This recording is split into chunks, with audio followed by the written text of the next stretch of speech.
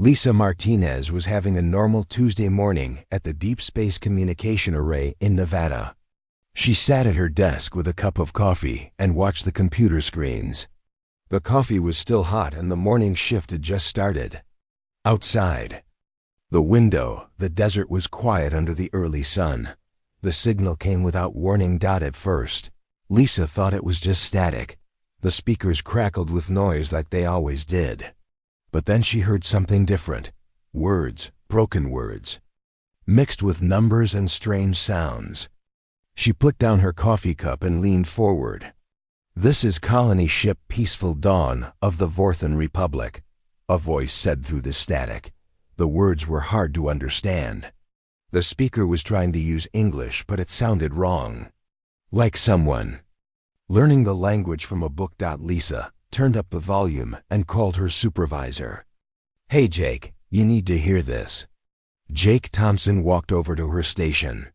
He was a big man with gray hair who had worked at the communication center for 20 years. He had heard many strange signals from space, but this one made him stop and listen. "We are under attack by the Kresh Empire," the voice continued. "Our shields are failing. We have 17,000 civilians on board. This includes our younglings. Any civilization that receives this message, please help us. We are located at these coordinates." Then came a string of numbers, mathematical equations that showed a location in space. The message repeated from the beginning. The voice sounded more desperate each time. Lisa looked at Jake. "Sir, this is real, isn't it?" Jake nodded slowly. "Get me Admiral Carter on the emergency line, now." While Lisa made the call, Jake listened to the message again. The Vorthans were a peaceful alien race that humans had met 3 years ago. They looked like tall, thin people with blue skin and large eyes. They were gentle and kind. They traded with humans and shared knowledge about art and science. They did not have weapons or armies because they had never needed them. The Kresh were different. They were warriors who conquered planets for fun. They took prisoners and made them slaves. They destroyed anything that got in their way. Most alien races in the galaxy were afraid of them. "Admiral Carter is on line 1, Lisa said. Jake picked up the phone.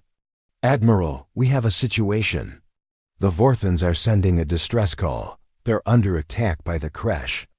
"Admiral Helen." Carter was at Earth Defense Headquarters. She was a tough woman who had served in the military for 30 years. When she heard about the Vorthan ship, she dropped everything and called an emergency meeting.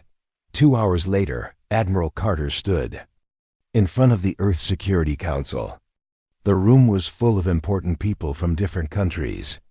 On the big screen behind her was a map showing where the Vorthan ship was located.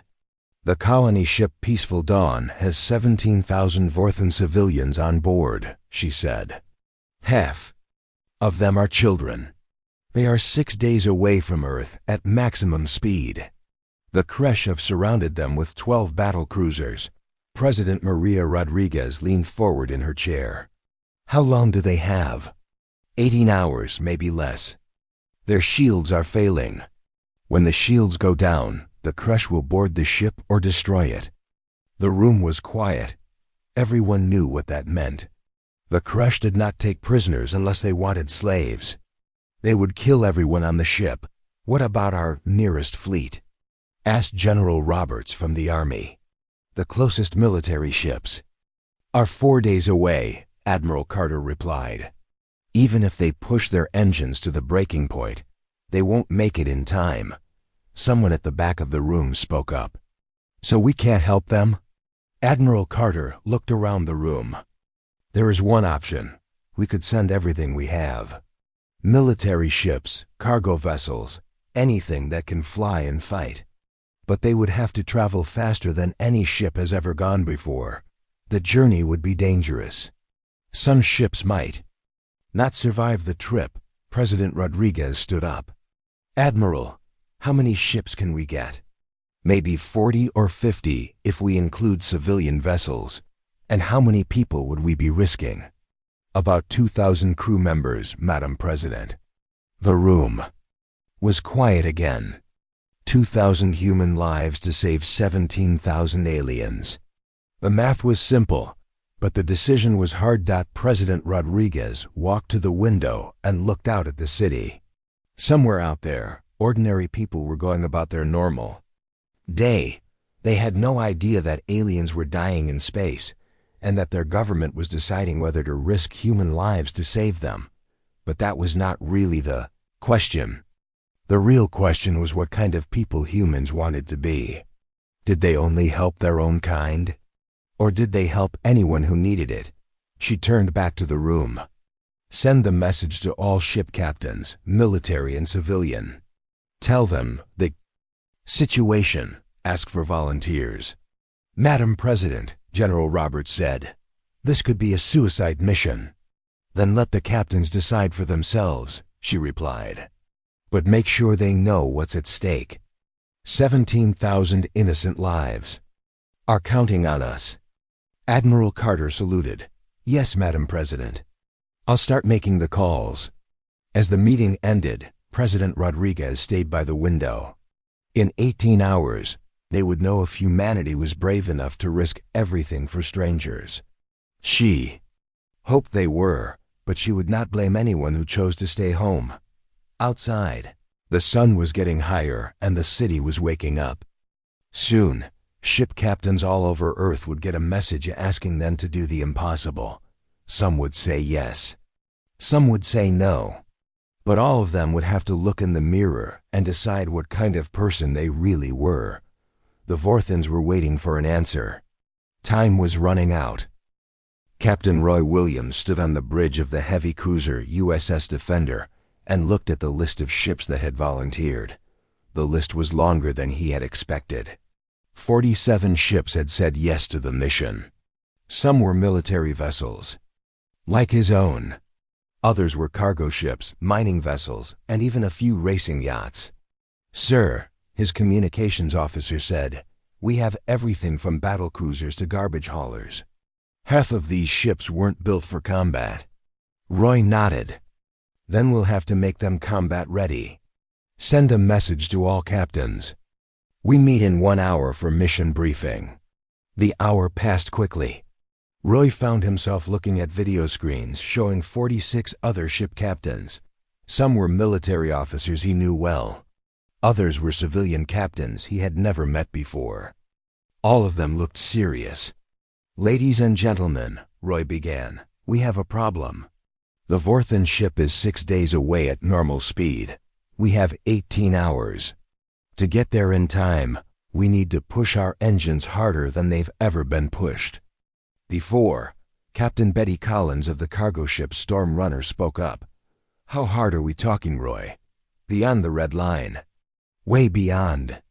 We'll be running our engines at 150% power for the entire journey. Most ships aren't built for that kind of stress. The room was quiet. Everyone knew what that meant. Engines could explode, ships could break apart. People could die just from the journey. What about weapons?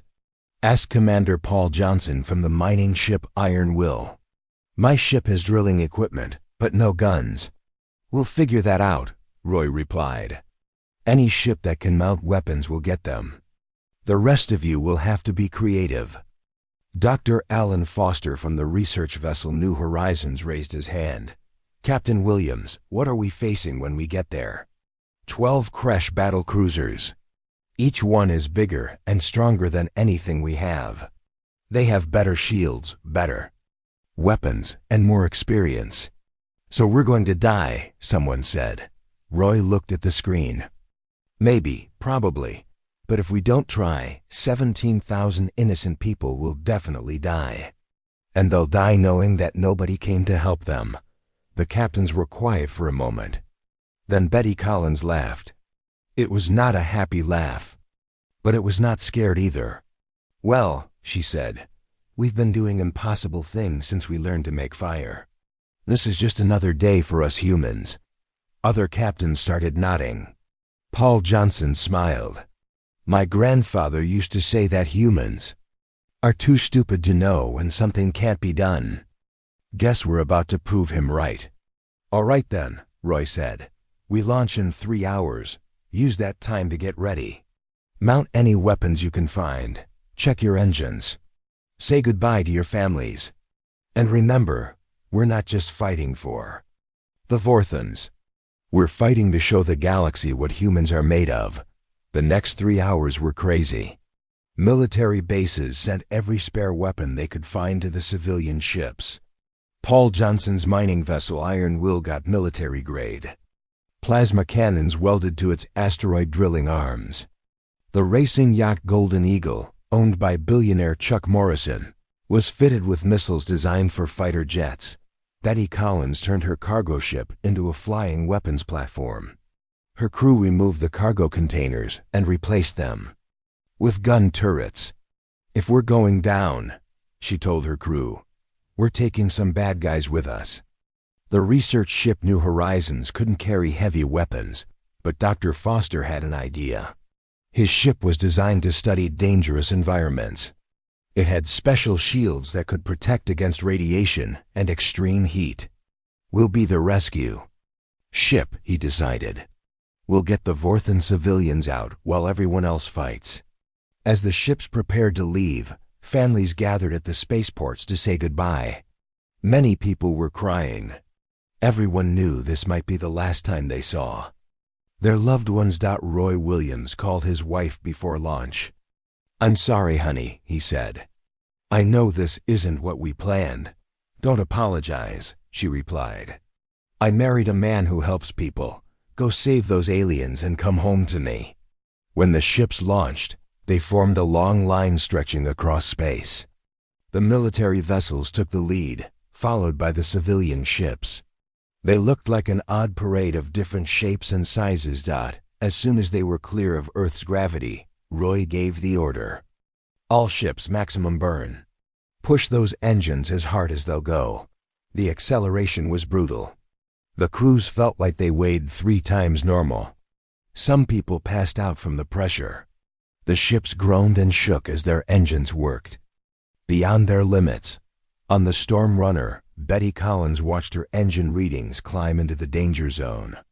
Come on, baby, she whispered to her ship. Don't let me down now. Paul Johnson's mining ship was built tough, but even it was struggling. Sparks flew from control panels and warning lights flashed everywhere. She's holding together, he reported to the fleet. Barely. 3 hours into the journey, they got their first casualty. The cargo ship Steady Hand suffered an engine failure. The ship didn't explode, but it couldn't keep up with the fleet. This is Captain Murphy on Steady Hand, came the radio message. We're falling behind. Go on without us. Negative, Roy replied.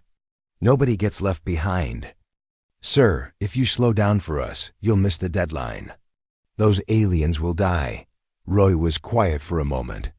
The hardest part of command was making impossible choices. Murphy, can you make emergency repairs? Maybe. Give us 4 hours. You have 2 hours. After that, we have to go. The fleet continued at maximum speed while Murphy's crew worked frantically to fix their engine. With 30 minutes to spare, the Steady Hand's engines came back online. We're back in business, Murphy reported. Thanks for waiting. 14 hours into the journey, they received an update from the Vorthon ship. The Peaceful Dawn's shields were down to 3%. They had maybe 4 hours left. We're going to make it, Roy announced to the fleet. All ships, prepare for immediate combat upon arrival. This is going to be the fight of our lives. As they raced through the darkness of space, the human fleet looked like a collection of flying metal coffins. But inside each ship were people who had chosen to risk everything for strangers they barely knew. They were scared, but they kept going, because that's what humans do. The human fleet dropped out of hyperspace like a hammer hitting an anvil. 3 ships immediately suffered hull damage from the violent arrival. Warning lights flashed on every bridge and crews scrambled to fix problems. But they did not slow. Down. Captain Roy Williams looked at his tactical screen and felt his heart sink. The Vorthan colony ship Peaceful Dawn hung in space like a dying whale. Its hull was scarred with weapon marks and atmosphere leaked from dozens of holes. Around it circled 12 massive Crush battle cruisers, their dark hulls bristling with weapons. "My God," whispered his tactical officer. "Those things are huge." The Crush ships were 3 times bigger than anything in the human fleet. They looked like flying cities made of black metal and sharp edges. Each one carried enough firepower to destroy a small planet.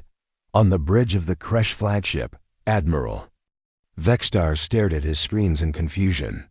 His tactical computer was showing dozens of new contacts approaching at impossible speed. The ships were small and moved in no formation he recognized.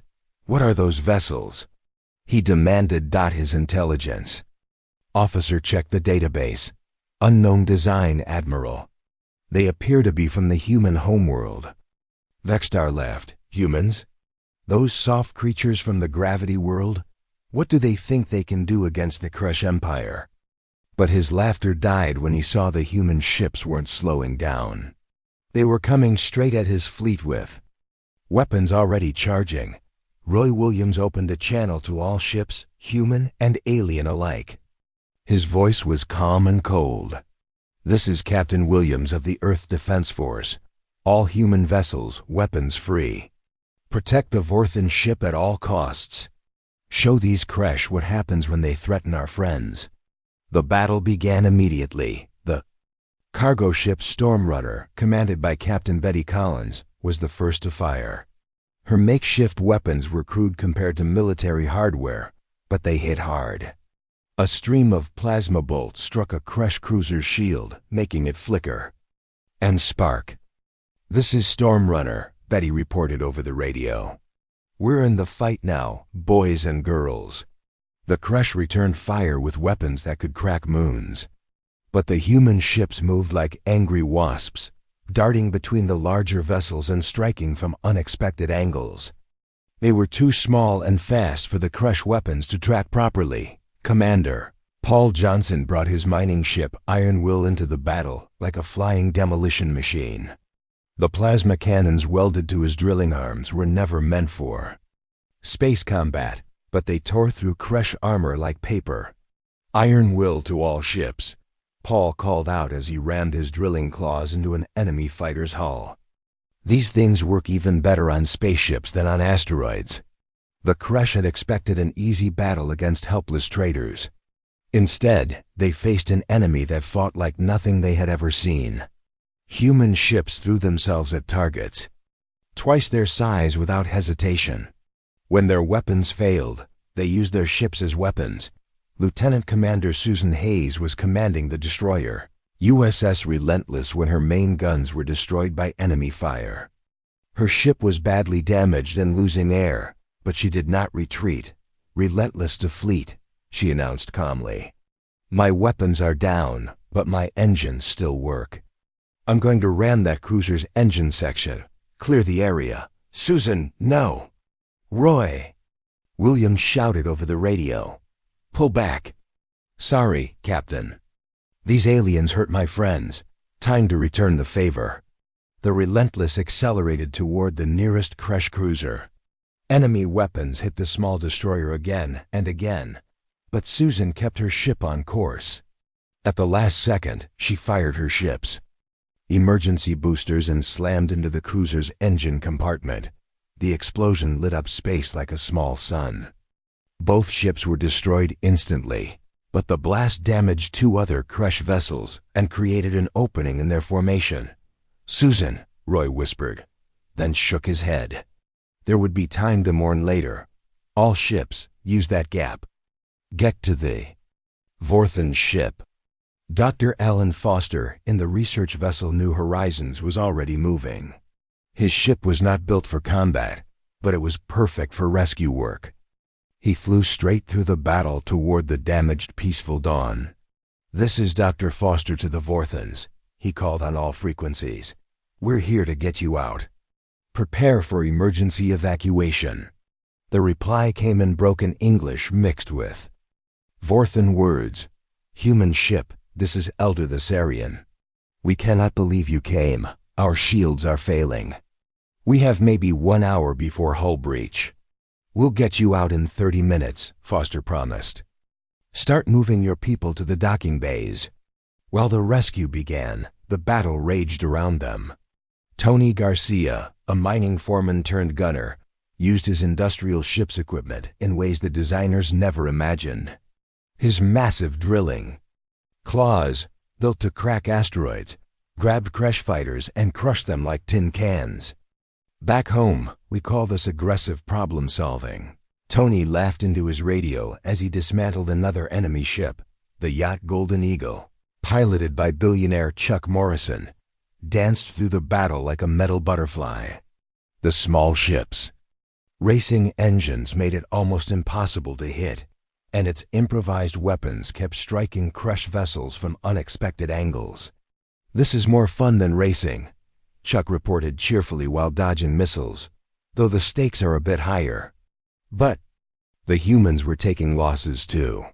The converted freighter Second Chance exploded when crushed plasma cannons found her fuel tanks. The military corvette Face Strike lost its entire bridge crew to enemy fire, but kept fighting with damage control teams running the ship. Admiral Vextar watched the battle with growing horror. His ships were winning, but barely. These humans fought with a savagery that defied all logic. They used tactics that made no sense. They turned civilian equipment into weapons and treated their own lives as expendable resources. What manner of creatures are these? He asked his tactical officer. The answer came from intercepted human communications. They call themselves Deathworlders, Admiral. Their planet has extreme gravity and deadly weather. They evolved to survive conditions that would kill most species. And now they fight like their world shaped them, Vextar said quietly. On the Wayandi research ship New Horizons, Dr. Foster worked frantically to evacuate Vorthan civilians. The aliens were tall and thin with blue skin and large, frightened eyes. Many were injured, and all were terrified. It's okay, Foster told them in simple words. You're safe now. We're taking you home. A young Vorthan child, no bigger than a human 6-year-old, looked up at him with huge eyes. Are you really here to help us? Yes, Foster said. That's what friends do. The battle continued to rage as more Vorthan civilians were evacuated. Human ships fought with desperate courage, taking impossible risks to protect the rescue operation. They had come across the galaxy to save strangers, and they would not give up now. But the Kresh still had more ships and bigger guns. The outcome of the battle was still in doubt. The battle had been going for 2 hours when more human ships arrived. Captain Karen Price led a squadron of volunteer merchant marines, their cargo holds filled with weapons instead of trade goods. Behind her came ships that had no business being in a war zone. Chuck Morrison's racing friends had followed him into battle. 3 more luxury yachts dropped out of hyperspace, their sleek hulls now bristling with hastily mounted guns. Even a cruise ship called Happy Wanderer had joined the fight, its entertainment decks converted into weapon platforms. This is Captain Price to all vessels, Karen announced. Sorry we're late to the party. What do you need? Roy Williams felt hope surge in his chest. Karen, take your ships and hit their left flank. We need to keep them away from the rescue operation. The new arrivals threw themselves into battle with the same desperate courage as the first wave. The merchant marines had experience fighting pirates, but the Kresh were deadlier than any criminal they had faced before. Still, they did not hesitate. On the Kresh flagship, Admiral Vextar stared at his tactical screen in disbelief. More of them. How many ships do these humans have? The database says Earth has a small fleet, Admiral, his intelligence officer replied. These must be civilian vessels. Civilians? They sent their civilians to fight us? The truth was even stranger than Vextar could imagine. Word of the battle had spread across Earth's communication networks. Ship captains who had originally said no were changing their minds. Private yacht owners were arming their pleasure craft. Even space truckers were loading weapons onto their cargo haulers and heading for the fight. Lisa Martinez, the communications officer who had first received the Vorthen distress call, was monitoring all frequencies from her station in Nevada. She watched as more and more ships reported they were heading to help. "Director Thompson," she called to her boss. "We're getting reports of civilian ships leaving Mars, Jupiter Station, and the asteroid belt. They're all heading for the battle." "Jake." Thompson shook his head in amazement. "How many?" "Over 100 so far, sir. And more keep calling in." In the battle zone, the fighting grew more intense. The cruise ship Happy Wanderer, commanded by Captain Bob Fletcher, used its massive hull as a shield to protect smaller human vessels. The ship's luxurious ballrooms and restaurants were now weapons bays and medical stations. "This is Happy Wanderer," Captain Fletcher reported as enemy fire struck his ship.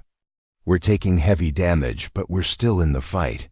The swimming pool deck makes a surprisingly good gun platform. The yacht Golden Eagle, still piloted by Chuck Morrison, had become famous among both sides. The small ship moved so fast and unpredictably that the crush had stopped trying to hit it. Instead, Chuck used his speed to distract enemy ships while larger human vessels attacked. "This is Chuck to all ships," he called cheerfully while dodging a missile barrage. "I've got 3 crush cruisers chasing me. Anyone want to give them something else to think about?" The response came from Tony Garcia in his mining ship Iron Will. "I've got your back, Chuck. Time to show these aliens what industrial equipment can do." Tony's ship smashed into the pursuing crush vessels like a flying wrecking ball. His drilling claws, designed to tear apart asteroids, made short work of enemy armor. Within minutes, 2 of the 3 cruisers were floating wrecks, but the humans were paying a heavy price for their courage. The merchant marine ship Steel Wind exploded when enemy plasma cannons penetrated her hull. The racing yacht Silver Arrow was cut in half by crush energy beams. The converted cargo hauler Big Dream lost her engines and drifted helplessly through the battle. Dr. Alan Foster, still evacuating Vorthen civilians from the colony ship, worked frantically as the battle raged around him. His research vessel New Horizons was not built for combat, but its special shields were holding up better than expected. "How many more?" he asked Elder Thessarian as another group of Vorthen refugees came aboard. 3,000 still on the ship. The elderly alien replied, "But our hull is failing. We may not have much time." "We'll get them all out," Foster promised. "That's what we came here to do." Meanwhile, mechanic-turned-gunner Linda Parker was having the time of her life aboard the converted freighter Second Chance. Her ship's cargo manipulator arms, originally designed to load containers, had been turned into weapons that grabbed and crushed enemy fighters. "This is Linda to anyone listening," she laughed as she dismantled another crush interceptor. Who knew loading cargo could be so exciting? Admiral Vextar was losing his confidence. His fleet was still winning, but barely. The humans fought with tactics that made no sense. They used civilian equipment as weapons. They rammed their ships into his vessels when their guns failed. They treated their own lives as if they meant nothing. "Admiral," his tactical officer reported, "we're detecting more human ships approaching. At least 50 contacts." 50 more? Vextar felt something he had never experienced before in battle. Fear. What kind of species sends their entire civilization to fight for strangers? The answer came from his communications officer, who had been monitoring human transmissions. "Sir, they're not just fighting for the Vorthens. They're fighting for what they call the right thing. They seem to believe that helping others is more important than their own safety." Vextar had conquered dozens of worlds and enslaved hundreds of species. He understood greed, fear, and hatred. But this concept of self-sacrifice for strangers was completely alien to him. On the human side, Captain Roy Williams was coordinating the battle from his flagship USS Defender. His ship was heavily damaged and half his crew was injured, but he kept fighting. "All ships, this is Williams," he announced. "The rescue operation is almost complete. We just need to hold the line a little longer." The response came from dozens of human vessels, military and civilian alike. They were all damaged. They were all low on ammunition. Many had lost crew members. But none of them were giving up. Captain Betty Collins, whose cargo ship Storm Runner was held together by emergency repairs and determination, summed up the human attitude perfectly. "Roy, we came here to save our friends. We're not leaving without them. These Kresh want to fight. Let's give them one they'll never forget." As the fourth hour of battle began, more human reinforcements continued to arrive. The galaxy was about to learn that when humans made friends, they defended those friends with everything they had. The tide was about to turn. The battle reached its turning point when Admiral Vextar made a fatal mistake.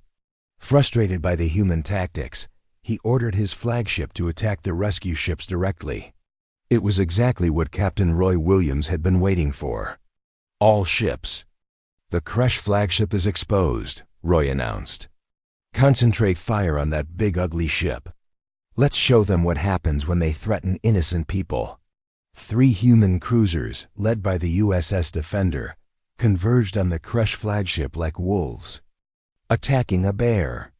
The enemy ship was much larger and more powerful, but it was also slower and could not defend against attacks from multiple directions. Captain Karen Price brought her merchant marine squadron in from the left.